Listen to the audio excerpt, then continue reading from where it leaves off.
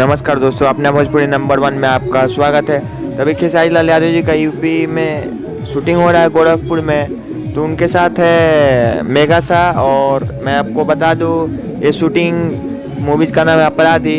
आप लोग भी जल्द से जल्द आने वाला है, धमाकेदार मूवीज आने वाला है। तो वीडियो पसंद लगा तो लाइक कर दे, चैनल पर नहीं हुआ तो चैनल को सब्सक्राइब कर लेता है कि ऐसे मैं वीडियो आपका लाता रहूँ, खेसारी लाल यादव जी का न्यूज़ लाता रहूँ। तो मिलते हैं नेक्स्ट वीडियो में, तब तक के लिए धन्यवाद, बाय।